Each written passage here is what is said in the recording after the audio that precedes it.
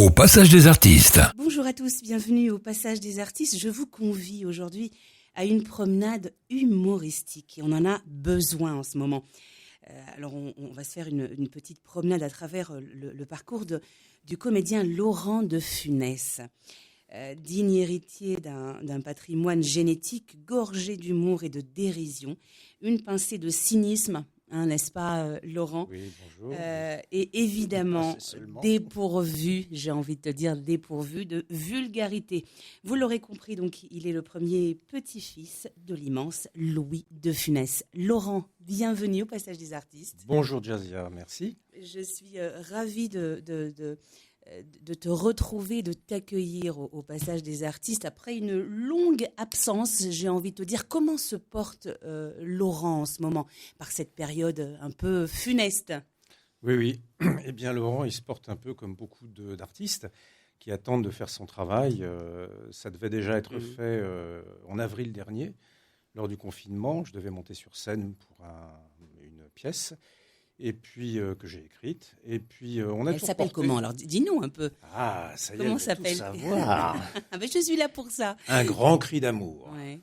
Donc c'est une pièce qui retrace comment Laurent il est arrivé sur scène. En fait, les difficultés liées à ce nom pour arriver dans ce métier. Finalement, On en parlera d'ailleurs. Dans tous les métiers, il peut y avoir des petits soucis. J'en ai jamais eu avant dans la publicité, mais c'est vrai que dès que je me suis attaqué un peu au show business, ça a été un peu plus dur. Bon, alors évidemment, je suis allé un petit peu plus loin, j'ai un peu imagé tout ça, tu t'en doutes.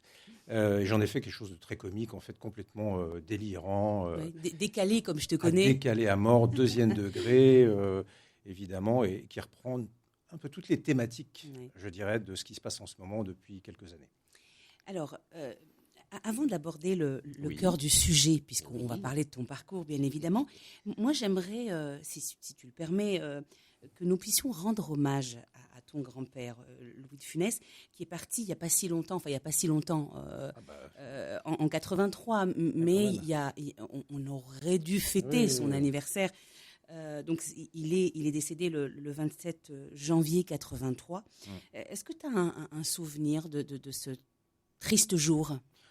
Ah oui, j'ai un souvenir extrêmement précis, pour la bonne raison que je me trouvais, d'ailleurs, si cet ami m'entend, j'étais adolescent, donc je me trouvais on venait de faire une fête avec des copains en boîte de nuit, et nous prenions le premier métro. Je crois que ce n'est pas le premier ou le deuxième ou le troisième, il était 6 heures du matin, on était bien allumés. Et on était sur le quai, et puis donc j'ai cet ami, Christian, qui me dit « Laurent, tu devrais rentrer chez toi. » Je dis « Tu veux que j'aille maintenant? C'est ce que je suis en train de faire. » Et donc il me dit « Non, mais c'est pas ça, je te dis ça parce qu'il s'est passé quelque chose dans ta famille. » Je dis « Ah bon, j'étais devin maintenant.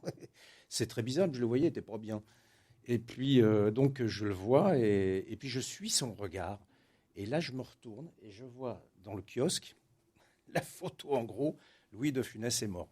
Donc c'est vrai que c'est comme ça que j'ai appris, le 27 janvier, le 28, donc au matin. Nous étions en boîte de nuit, nous rentrions évidemment après avoir fêté ça. Et donc vers 6 heures du matin, la première presse qui sortait, j'étais pas au courant bien sûr. Mon père l'était déjà, bien évidemment. Et donc voilà comment j'ai appris ça. Donc un jour un peu particulier, on va dire.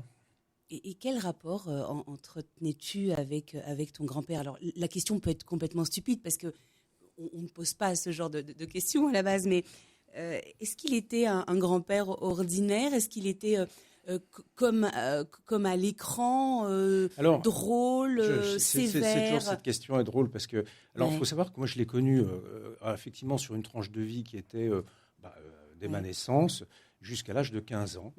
Et puis, en fait, on ne s'est pas vu très, très, très souvent. On se voyait quand j'étais petit beaucoup plus parce qu'il était à Paris. Et puis après, ça a été beaucoup plus espacé quand il est parti au château pour des raisons familiales. Je dirais, pas si simple. Les deux familles, nous étions une première famille, il y avait une deuxième famille. Et donc, il venait souvent nous voir en cachette, bien évidemment. Dès qu'il avait l'occasion, il appelait, il venait nous voir et tout. Oui, c'était quelqu'un de tout à fait normal. Quand j'étais petit, je n'avais pas conscience, en fait. Pas du tout. Donc, c'est difficile d'en parler quand j'étais enfant. j'avais une notion quand même, parce que je voyais les gens, nous on regardait pas vraiment la télé à cette époque et tout, donc on allait au cinéma, mais bon, je me suis rendu compte très vite quand on allait voir les films dès que ça sortait, que c'était lui à l'écran. Mais c'est vrai qu'après, en grandissant, j'ai appris à vivre avec ça. Et puis, mais c'était quelqu'un de tout à fait normal, d'apparence comme ça, très timide. Mais dès qu'il était plus à l'aise et tout, il était tout à fait... c'était quelqu'un de posé, de gentil, qui n'était pas forcément austère du tout d'ailleurs. Et très professionnel. Très professionnel, mais je n'ai pas connu d'austérité chez lui. Aucune austérité.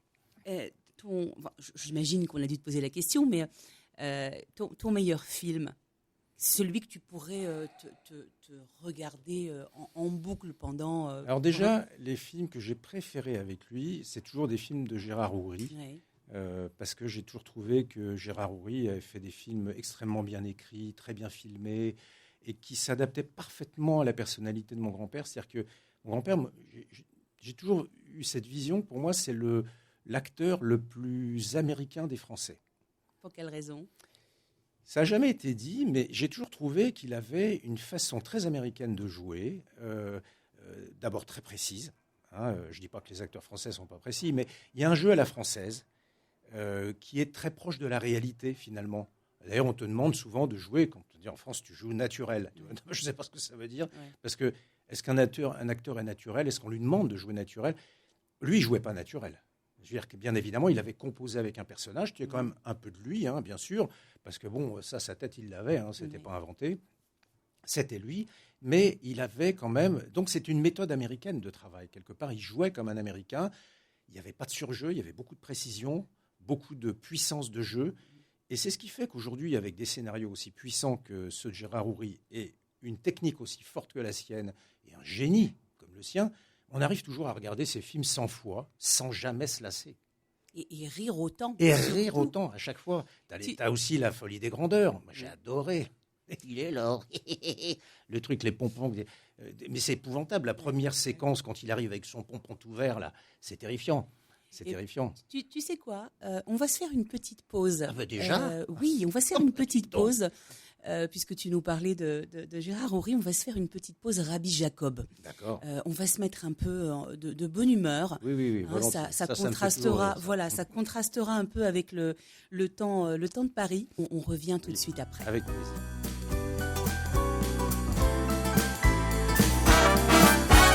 Sous le ciel de Paris s'envole une chanson. Oh, elle est née d'aujourd'hui dans le cœur d'un garçon. Sous le ciel de Paris marchent des amoureux. Oh, leur bonheur se construit sur un air fait pour eux.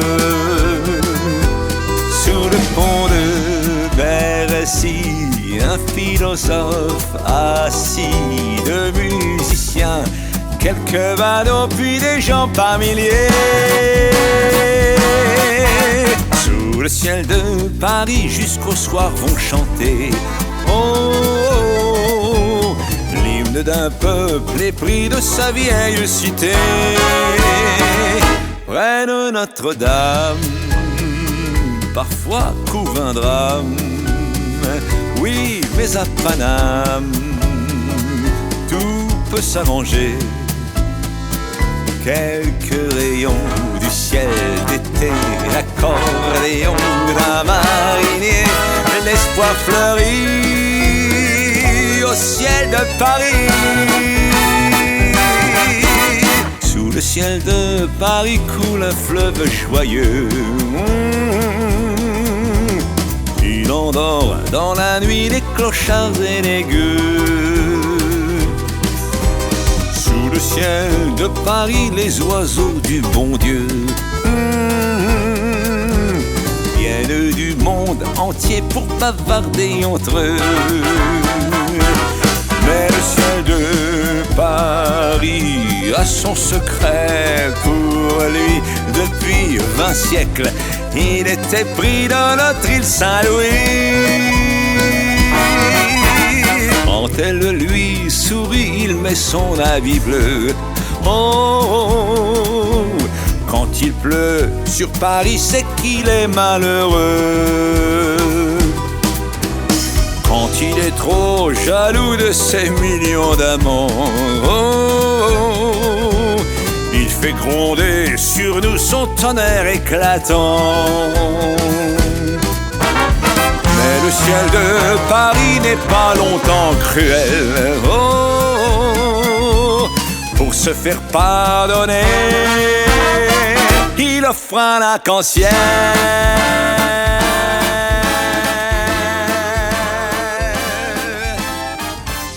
Laurent de Funès, moi ce que j'aimerais savoir, et c'est vrai que tu l'as dit un peu au début, très brièvement, est-ce qu'il est compliqué lorsqu'on porte, alors je dis de Funès, mais ça peut être un autre nom, est-ce que c'est plus compliqué parce qu'on s'imagine que c'est beaucoup plus facile d'intégrer le milieu artistique lorsqu'on a un patrimoine qui est déjà là, qui a déjà existé, qui a fait ses preuves, etc. Est-ce que c'est plus facile ou plus compliqué ? Non, c'est plus compliqué. C'est plus compliqué. Pour quelle raison ?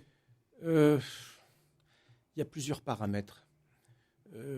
Dans d'autres secteurs, c'est très simple. En fait, bon, on n'a pas de comparaison possible.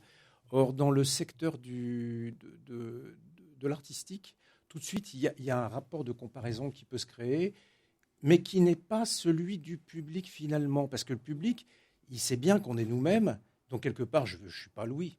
Je ne suis pas lui. Louis, tu vois, je ne suis pas... Voilà, c'est un jeu, mais je ne suis pas Louis. Mais je suis moi, avec une petite part quand même de lui.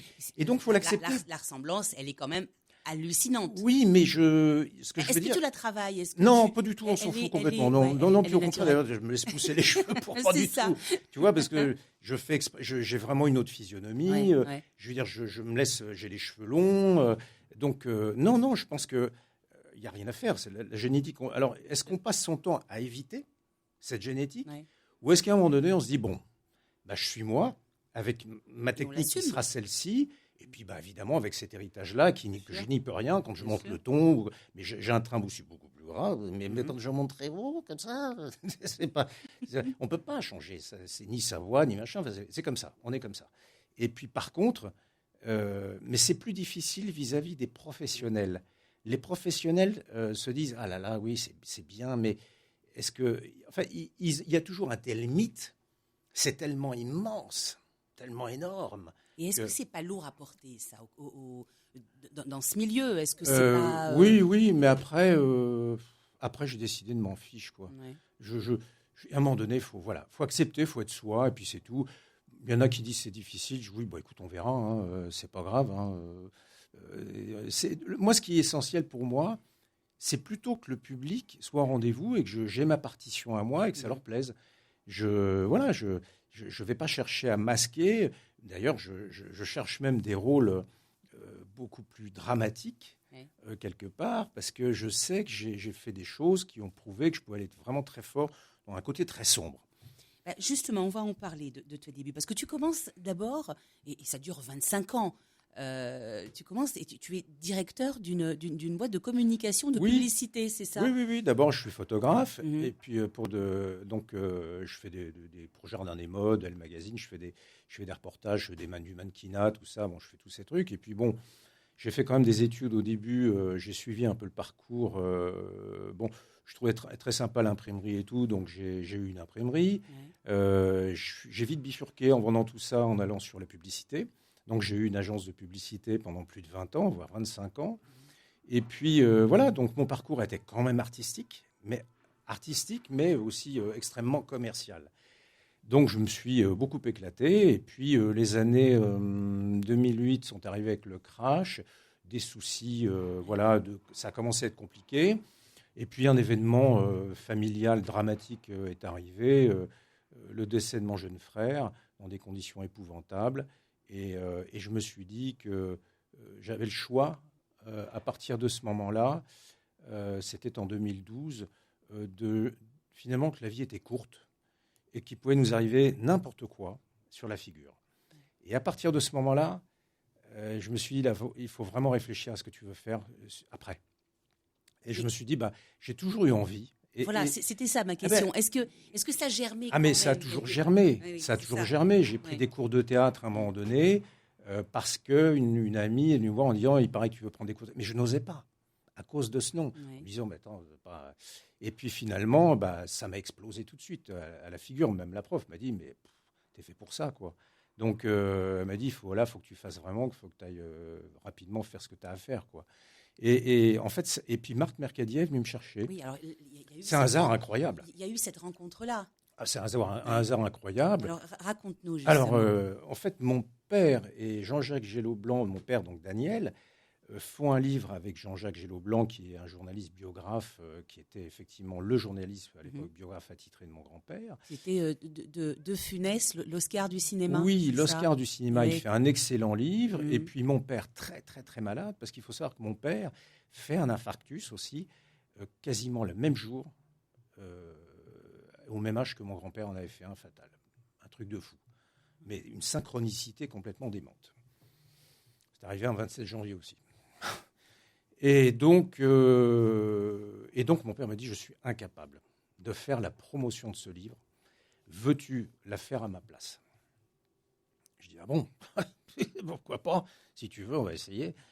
Et puis bon, je me prête au jeu. Et puis là, je fais un salon du livre à Toulon. Et puis, il y avait Marthe Mercadier et puis d'autres acteurs très connus. Il y a Richard Boringer qui était à ma gauche, Marthe à ma droite. J'en menais pas large. Autant te dire que c'était compliqué, parce que tu avais des énormes on va dire coffres, hein, pour pas dire vulgaire, pas dire deux énormes gueules. L'un qui braillait à ma gauche, là, qui était très sûr de lui et puissant. Et puis la Marthe Mercadier, elle envoyait tout sa vocable et tout, et ces énormes yeux bleus, c'est comme ça qui te traversaient comme ça dans la tête. Et là, tu te dis, oh là là là là. À quelle sauce je vais te manger? C'est ça. Et puis donc, elle vient me voir à un moment donné, au bout du deuxième jour, elle me fond dessus, comme un rapace, tu sais, les yeux tout bleus. Tu sais qui je suis? Je dis, oui, madame. Bon, rappelle-moi encore madame, et je te fous une tarte dans la gueule. Ah, ça n'a pas dit. Et je dis, bon, alors, elle me dit, tu vas venir jouer avec moi. Je dis, ah bon, mais jouer quoi? Elle me dit, tu verras, mais je veux que tu viennes jouer avec moi. Ça fait 2 jours que je t'observe. Je sais ce que tu as fait comme parcours, machin, ça m'intéresse. Voilà, elle me dit, j'ai 60 ans de métier, c'est pas toi qui vas me dire que tu sais pas faire, d'accord? Je les renifle, et donc, tu vas venir. Et donc, je suis parti avec Marthe. Ça s'est passé pendant 1 an. Marthe était quelqu'un de très fort caractère. Ça s'est bien passé. Tantôt, on s'engueulait comme du poisson pourri. Mais c'était une belle expérience avec elle. C'était une personne très touchante. Et est-ce qu'à partir de là, tu as pris de l'assurance? Est-ce qu'à partir de là, tu t'es dit, bon, finalement, je peux avoir une légitimité? Oui. Je peux continuer dans même, ce parcours-là. même si je n'étais pas encore dans ma sphère personnelle. C'est-à-dire que finalement, je jouais un texte qui n'était pas le mien, une partition que je n'avais pas décidée. Donc oui, en même temps, les planches, je connaissais, j'avais déjà fait mes essais sur les planches, j'adorais ça, je le savais. L'expérience professionnelle m'a amené un plus, évidemment, c'est d'être confronté à des salles pleines. C'est pas tout à fait pareil. Quand tu rentres dans des salles de 800-900 places pleines, c'est pas pareil. Hein. Donc, et avec évidemment la trouille au ventre comme Marthe, que je regardais face en face avant que le rideau s'ouvre. Elle était complètement comme ça, et elle avait la trouille tout le temps. Elle me dit, mais c'est normal. En tout cas, il paraît que c'est un signe de talent. Le trac. Voilà, mais je pense que c'est un signe tout court. On va le prendre comme ça. C'est un signe tout court, voilà, parce que tu fais dans ton froc, parce que tu as des gens qui t'attendent derrière, et que tu sais qu'il va falloir donner tout ce que tu as, et qu'il faut être bon. Puis tu as quand même une masse de textes à te rappeler. Il faut être précis, il faut le jouer. Le tout n'est pas de le posséder, de l'avoir en tête, mais il faut en plus l'interpréter. Voilà. T'es plutôt cinéma ou théâtre, toi? T'es plutôt. Oh là, je serais extrêmement prétentieux de dire que aujourd'hui je suis l'un ou l'autre. Non, mais je veux dire, qu'est-ce qui te plairait si demain on te propose 2 projets? Ah mais on me les a proposés, ça y est, donc j'ai les 2. Et tu es bien dans le temps. Ah, je suis bien dans les 2, j'adore. Oui. J'ai fait un film il y a 1 an et demi. J'ai tourné un film, on va dire un premier rôle, hein, qui est un film canadien qui a été réalisé par Eric Atlan. Et donc, je me suis senti comme un poisson dans l'eau, dans les studios. Ça a complètement flingué. J'étais complètement parti en vrille et tout, mais j'adore. Fais-nous un petit pitch, tiens, du film. Ah, le pitch, c'est. Alors, c'est un peu c'est un film un peu comme Roger Rabbit, avec un personnage réel et des personnages animés selon une technique particulière. Et il s'agit, en fait, je suis un peu le rôle d'un Jiminy Cricket qui suit le parcours d'un enfant, tout son parcours initiatique, et qui va. Évidemment, il va lui arriver des tas de trucs épouvantables. C'est plein de bon sens, de morale, de philosophie. Et moi, je suis cette conscience qui accompagne cet enfant qui va. Et la conscience va en prendre plein sa gueule, hein, je veux dire, c'est évident. Et je suis complètement hystérique, déchaîné, je me noie et tout. C'est un beau film qui était très dur pour moi à tourner parce que je tournais face à un écran vert, quand même. Hein. L'exercice est quand même assez compliqué. Pour une première, c'était violent, on va dire. Et puis, mais bon, ça s'est super bien passé. J'étais très content. On a tourné ça à Brie-sur-Marne, dans les studios. C'est beaucoup de concentration aussi. C'est un vrai métier. C'est très différent de la scène. Quelle est justement la différence entre... Parce que moi, je pose très souvent la question. La différence. Et les questions les réponses sont très différentes selon les artistes. Oui, alors moi qui suis... alors, je pense que les réactions sont différentes parce que les artistes sont des artistes qui ont déjà... Tu sais, il y a une espèce de séparation entre le théâtre et... Il y a les artistes de théâtre qui te disent oui, mais le théâtre, c'est plus authentique. Ouais. Et les artistes de cinéma... Plus spontané, c'est plus... C'est vrai que c'est plus spontané. Mais en même temps, artiste au cinéma, c'est d'une précision énorme parce que tu as la caméra sur toi.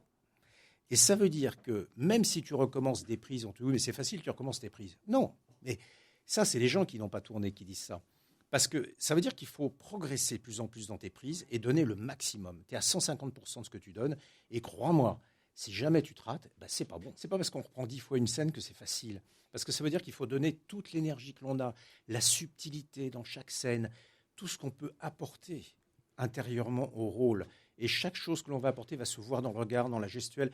C'est beaucoup plus analysé. Donc c'est aussi très, très, très dur. Il faut du rythme.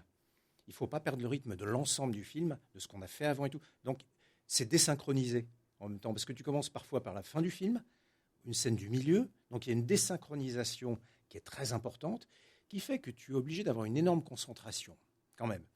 Pareil pour le théâtre, mais ça n'a rien à voir. Le théâtre, c'est un jet, c'est une prise, on y va. Mais avant, il y a eu des répétitions. Mais il y a une tension émotionnelle qui est extrêmement puissante au théâtre. Mais est-ce que ce n'est pas cette tension émotionnelle qui apporte plus d'adrénaline, plus de plaisir, plus de... Oui. Alors oui, on prend un grand au... plaisir à condition d'aimer la pièce que l'on fait. Bien sûr. Parce qu'on est obligé de faire des fois des pièces pour bouffer, comme on dit. Hein. C'est Michel Galabru qui me disait ça tout le temps.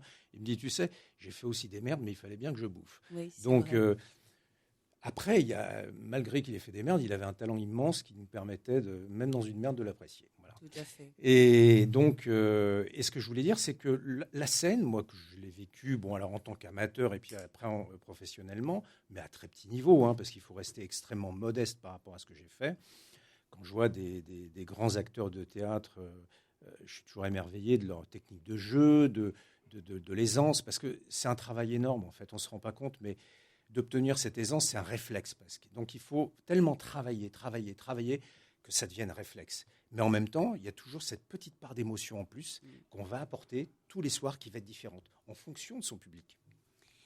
Laurent de Funès, moi et c'est vrai que encore une fois je pose la question, mais j'aimerais avoir ton avis à toi. Qu'est-ce qu'il faut, quelle serait la condition, s'il devait en avoir qu'une, la condition pour être un bon comédien? Oh là là, j'en sais rien. Il faut pas manquer de quoi? Voilà. Si on peut faire des concessions sur plein de choses, mais quelle serait la chose qu'on ne peut pas ne pas comment te dire, quelle est la chose que le comédien ne peut pas ne pas avoir? En plus du talent, j'ai envie de te dire. Oui, bon, mais le talent, c'est quoi? Alors, c'est après, je dirais que il faut une certaine folie en soi, une certaine folie. Ça, j'en suis convaincu. Une très grande imagination, parce qu'en fait, au moment où on lit un scénario, je me suis rendu compte, quand je donnais à lire un scénario à des gens, ils ne voient pas. Et toi, d'un seul coup, tu as tout qui se précise devant toi. tout qui s'articule. Même tu te vois en train de jouer. Je veux dire, il faut donc une espèce d'imagination, un imaginaire très fort qui puisse nous permettre de nous projeter dans un personnage, de rentrer dedans, et au contraire de se l'accaparer, d'être lui. Tout en restant toi, parce que je veux dire, on n'est pas schizophrène quand même. Hein, je veux dire, faut pas oublier les. Donc c'est Jake qui gagne, mais pas loin. C'est-à-dire qu'il y a un moment donné, il y a le plaisir, et c'est peut-être aussi ce plaisir, cette recherche d'aller chercher au fond de soi tout ce que l'on a, ce que tout individu a finalement, toutes ses peurs, ça peut être ses noirceurs, ses joies, ces choses profondes cachées, ses doutes la aussi. Complexité, le doute qui est énorme, et la complexité de l'homme, de son cerveau, de ce qu'il a vécu. Et ça, c'est important. Et c'est pour ça que je dirais qu'un acteur qui aurait mon âge, au fait, dans cette tranche d'âge-là, avec le vécu que j'ai, c'est intéressant parce que je vais pouvoir remettre tout mon vécu, tout ce que j'ai, tout ce que j'ai eu en pleine poire et autres, tout ça va ressortir. Et c'est cette profondeur aussi de l'individu qui va permettre que je vais ancrer dans le jeu. C'est tout ce que j'ai vécu, je vais pouvoir ancrer des choses du passé dans toute cette technique de jeu et tout cet imaginaire que j'ai en moi, que j'ai toujours eu, parce que j'ai toujours été, on m'a toujours dit, t'es un fou, toi. Ouais, parce que j'ai toujours été dans un imaginaire énorme. Et la transition est simple, parce qu'on va parler de fable, puisque tu parlais de créativité et d'imaginaire. Oui. Avant de parler de ça, moi, si on devait t'offrir un rôle aujourd'hui, quel serait le rôle que tu aimerais incarner ? Un méchant, un gentil, je suis toujours fasciné par les rôles de méchants. Ouais. Mais le méchant, parce que c'est hyper intéressant. J'ai pas dit le méchant, pas le monstre. Oui. Je veux dire, j'ai toujours été fasciné, par exemple, par Jack Nicholson dans Shining. Il est extraordinaire parce qu'il a une puissance, un côté sombre et tout, en même temps faussement joyeux. Enfin, moi, cette folie, je la trouve intéressante. J'adore cette folie qu'on peut avoir en soi, parce que je pense que beaucoup de gens l'ont, cette folie. Alors, pas tout le monde, mais on le voit bien dans des événements fâcheux des fois qui se passent, dans des choses dramatiques, que la folie est en l'homme. Bienvenue sur Arsène Radio. Laurent de Funès, j'ai encore le plaisir de te poser quelques petites questions au passage des artistes, si tu nous le permets. On va parler de fables. On va parler de fables. J'ai eu l'occasion et le plaisir d'en écouter quelques-unes.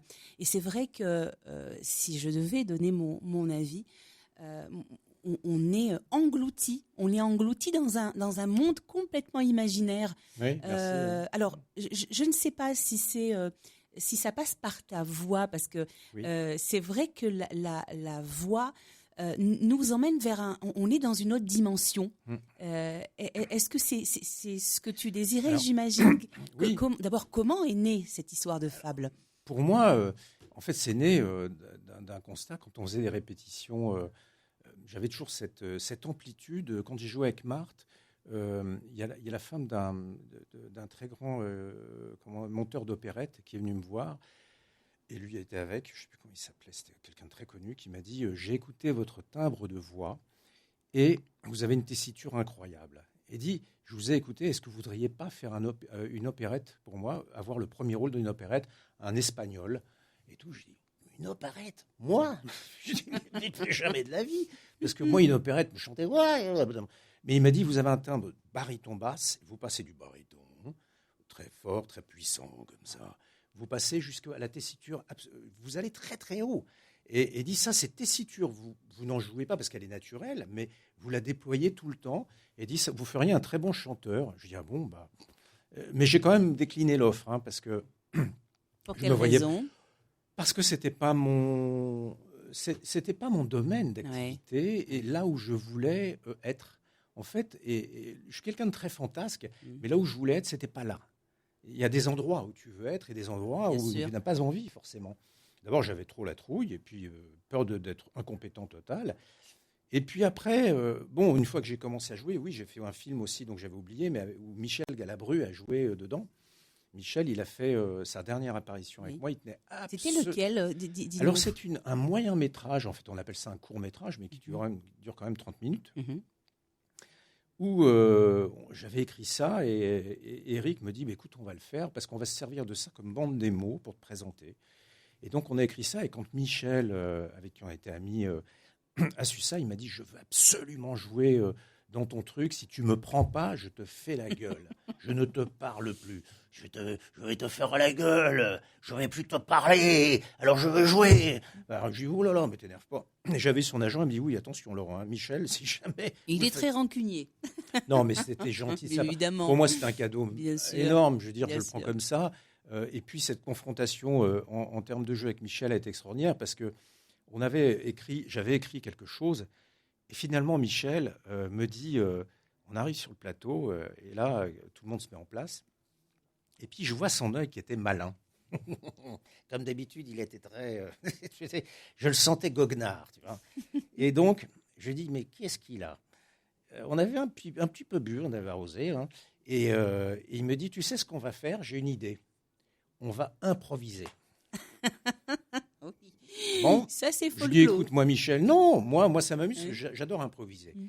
Donc, mais je lui dis, le réalisateur, là, en face, les caméras, qu'est-ce que... Eric me dit, bon, vu la stature du gars, on va pas lui dire non. Hein. On peut se permettre. On peut se permettre et on verra. Et si c'est pas bon, bah, on fait autre chose. Et là, Michel est parti dans un truc, il avait sûrement déjà cette idée en tête. Il est parti d'un truc, c'était une scène où je le rencontre, et puis, en fait, je lui dis que je veux faire du cinéma, mais du film dramatique. Un film dramatique. Je veux être pris dans le dramatique, mais je ne veux pas faire du comique. Et il me dit, et là, il est parti dans un truc. Ah, vous reniez la famille, hein? Il est parti dans un truc, le Michel. J'ai dit, oui, il va. Et en fait, il allait dans son petit chemin pour une espèce d'adoubement, en fait, de reconnaissance. Et comme s'il me parlait, en fait, il avait envie de parler à Louis. Et d'un seul coup, je me dis, mais il me parle ou il ne me parle pas? Et en fait, dans le film, il me prend pour Louis. Il est parti en vrille, Michel, parce qu'il s'est laissé complètement aller. Et en fait, ça a créé un moment d'émotion, parce qu'il m'a surpris. Il m'a pris comme ça au vif. Ouais. Et il a simulé un truc que j'ai très vite perçu. Il a simulé sa mort, sa petite mort. Passation, plus... et je m'en suis rendu compte. Et la scène était tellement émouvante. On a fait ça d'un jet, hein, d'une seule prise. Je suis reparti avec la larme à l'œil. Hein. Ouais. Je sors du truc parce qu'il y avait une tension entre nous qui était extrêmement forte. C'est une scène où on a donné beaucoup d'émotions tous les deux et lui aussi. Il me l'a dit, hein, il y a eu beaucoup d'émotions entre nous et c'était palpable. Hein, c'était même sur le plateau, ils m'ont dit pouf. Mais Michel, il a su envoyer ça, quoi. Et c'est un court-métrage qu'on peut retrouver où? Ah oui, en fait, on va le présenter aussi. Ouais. On va le mettre avec donc les aventures de Dumpy Toys qui va être lancé bientôt au Canada. Mhm. Donc. Et puis après, il va revenir en Europe, le film. C'est les Canadiens qui vont le lancer au Canada. Ça, c'est le film que j'ai fait avec Eric Atlan. Et donc, on va mettre sûrement cette capsule de 30 minutes en cadeau quelque part. Voilà. C'est un cadeau de Michel. Alors, je vais pas... on va faire ça, je pense. C'était un beau truc. Alors, on va parler également de choses un peu plus joyeuses. Des fables. Des fables. Les fables et les contes. Qui Et arrivent cette d'ailleurs idée que dans... tu m'avais posée d'ailleurs et à laquelle je n'ai pas répondu. Oui, c'est vrai, Oui, c'est vrai. oui. Mais on se balade, tu sais. On se promène, voilà, c'est ça, c'est un chemin. C'est le passage, voilà, c'est le passage des artistes. On se balade, alors parfois on s'y perd, mais on revient toujours sur nos pattes. Voilà, exactement. Voilà. Alors, les fables et les contes, comment ça nous est venu l'idée... Alors, pendant le confinement. Oui, alors déjà pendant le confinement. Alors voilà, merci. C'est moi qui l'ai fait, je ne me rappelle plus. Pendant le confinement, je me dis, mais on s'emmerde. Clairement, on s'emmerde. Moi, je me fais chier aussi. Et donc, on s'ennuie. Et qu'est-ce que je vais faire? Qu'est-ce que j'ai à offrir? Moi qui suis un petit comédien, en fait, avec un nom quand même, mais je veux dire, j'essaye d'offrir quelque chose aux gens avec qui je suis bien, Oui, aussi bien sur Facebook, sur les réseaux sociaux, et qui me connaissent. J'ai envie de faire un petit cadeau, sans prétention. Et je me dis, tiens, je vais faire une fable de La Fontaine, parce que j'adore la morale des fables de La Fontaine, et j'adore les contes, les fables, et tout. Je trouve ça très intéressant. Il y a une vraie morale. Et comme on parle de culture en ce moment qui est en train de se casser la figure, je dis, je vais m'attaquer à ça. Et donc, j'en attaque une, un peu contre l'avis, bizarrement, de mon producteur, qui me dit, non, attends, on va garder et tout. Et moi, à un moment donné, je ne pouvais plus. J'ai besoin d'avoir mes pulsions, et je ne lui dis pas, et je la fais, et je la balance. Et, paf, comme ça, Et direct. paf. Non, oui, non, mais je lui fous. Et là, je ne lui dis pas. Ah oui. Parce qu'il va rarement voir Facebook. Je dis, bon, il ne va pas le voir. Mais puis moi, je vais tester comme ça, voir ce que ça donne. Mais Je fais de ma petite falle et boum. Est-ce qu'il t'a chopé? Oui, il m'a chopé. Il m'a chopé à sa façon. Il m'appelle. Bon, ça va, tu vas bien? Oui, bon, oui, ça va, oui. Ça va, le confinement, c'est dur, hein. Ça va. Oui. On en est, bon, rien, ça va. Bon, non, t'en es rien, t'as rien. Qu'est-ce que tu fais en ce moment? Bon, rien, je m'ennuie, quoi. Bon, enfin, ça va, tu t'ennuies pas trop sur Facebook. Je dis, ah bon? Il dit, bah, non, mais j'ai vu la fable. Là. Ah, bon. Bah, non, mais c'est très bien. Ah bon, ça te plaît? Oui. Bah oui, moi, vraiment, c'est super idée, bravo, tu l'as fait. Bah, finalement, tu avais raison, fallait le faire. En fait, je me suis dit, j'en pouvais plus. En fait, il faut que je crée, il faut que j'y aille. Donc, j'ai fait cette fable, j'ai vu le succès que ça a eu partout, sur Internet et autres. Et ça m'a donné aussi confiance et l'envie de le faire. Et finalement, on s'est dit, Eric, il m'a dit, mais pourquoi on n'enregistrera pas? Et je lui ai dit, bah oui, on va faire les fables et les contes. Et on s'est dit ça en même temps. Et donc, aujourd'hui, on a enregistré en studio fables et contes pour petits et grands, avec la morale qui va derrière, mais surtout en créant un univers artistique, un peu comme l'on racontait des histoires à la radio avec les bruitages, les sons avant, quand il n'y avait pas la télévision finalement. On fait revivre, on est au cinéma mais sans l'image, et l'image elle se projette dans ta tête, parce que l'imaginaire doit être aussi fort. Complètement. Et donc, je fais le loup, je fais la grand-mère, je fais tout, le vent, on fait tout. Enfin, tu vois, on a mis des scènes de bruitage et on a mis aussi une symphonie derrière. Il y a de la symphonie composée, des vraies symphonies. Non, il y a eu beaucoup de travail. Et moi, je me suis éclaté. Pendant ces enregistrements, je me suis fait plaisir. Alors, moi, ma question, c'est est-ce que ce sont des fables qui vont être dans un CD? Est-ce que ce sera non, le CD, sur ça, c'est scène? pour les vieux, ça. Voilà, c'est ça que je veux savoir. C'est vrai que quand on parle de fables... Jasia, le CD, c'est fini. Excuse-moi, j'ai plus 20 ans. Oui, voilà. Alors, en fait, maintenant, non, ça va être achetable. En fait, on peut l'acheter sur les réseaux, enfin, tu sais, sur les plateformes. Et puis après, tu vas à la FNAC, tu vas chez Cultura, il y a un truc téléchargeable, on te donne une clé, et voilà, c'est sur clé. On achète des clés aujourd'hui. Et est-ce que tu as des projets d'aller sur scène avec ces fables-là? Absolument. Alors, dis-nous tout, parce que ça, c'est ce spectacle vivant qui m'intéresse. Alors, voilà. Donc, Alors, la première phase, elle était là. Bon, d'abord, c'est un travail très compliqué de faire toutes ces fables et contes, parce qu'il faut évidemment y donner une tonalité puissante, faire un travail artistique important derrière aussi, autant en amont qu'en aval, pour donner une vraie couleur qui n'existe pas. Cette couleur, j'espère qu'on est arrivé, enfin, les gens qui l'ont entendu, il y a quand même des gens aujourd'hui qui ont les masters, qui ont écouté. Ils ont trouvé ça génial parce qu'ils disent que ça n'existe pas. Il y a la fille de Sony, là, une jeune femme de Sony qui avait prêté tout le matériel d'enregistrement de films et tout. Elle est venue, elle m'a dit, mais c'est extraordinaire. Elle me dit, je suis venue de Paris, je suis plongée dans un univers de vent, de loups, de petits chaperons rouges, de géants qui croquent les enfants et tout. Mais c'était extraordinaire, quoi. Donc j'ai essayé de créer quelque chose de différent avec mon timbre de voix et tout ce que je peux te donner dedans. Et puis aussi un travail technique de la part d'Éric et tout, et de la composition musicale et tout ça. Un travail de comédien également. Oui, c'est un vrai travail de comédien. Hein. Ah non, mais là, on rigole pas. C'est vraiment un travail de comédien à temps plein. Est-ce que tu as des dates à nous donner ou pas encore pour l'instant? C'est encore... d'ici une 10-15 jours, ça va commencer à sortir. On va faire des médias, on va commencer à annoncer, où il y aura des extraits, bien évidemment, proposés. Et donc, on va enregistrer tout ça. Et bien évidemment, la finalité, c'est la scène. Et donc, j'ai écrit à Roselyne Bachelot en lui demandant de bien vouloir m'aider. Roselyne, si vous m'entendez, je vous ai écrit. Est-ce qu'on vous a donné le courrier? Je ne sais pas. Si on ne vous l'a pas donné, on va vous taper sur les doigts. Je vais vous en reporter un en vous demandant de me donner un coup de main au nom de la culture, bien évidemment.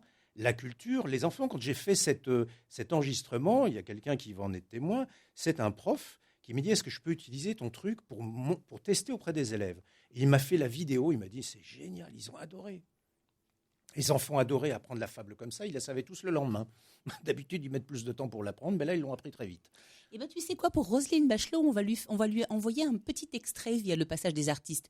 Qu'est-ce que t'en penses? Mais c'est une excellente idée. Voilà, Cet texto où je dis Roselyne Bachelot, je vous ai écrit et je vous ai demandé si vous pouviez m'aider humblement à monter ce spectacle sur scène, qui sera un spectacle extraordinaire parce que ce sera en même temps les fables du monde. Pourquoi du monde? Parce qu'aujourd'hui, la culture est quelque chose qui nous réunirait tous, avec une conscience. Les fables ont toujours une vraie conscience. Bien sûr. Il y a une dramaturgie, mais aussi un message.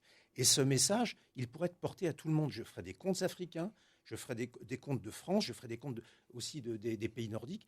Et ça, pour réunir les enfants et les parents autour d'une morale qui n'existe plus aujourd'hui. Retrouvez votre émission Au Passage des Artistes sur Arsène Radio. Arsène Radio, tous les jours, du lundi au vendredi à 19h30. Ne manquez pas vos artistes préférés dans l'émission Au Passage des Artistes sur Arsène Radio. Arsène Radio.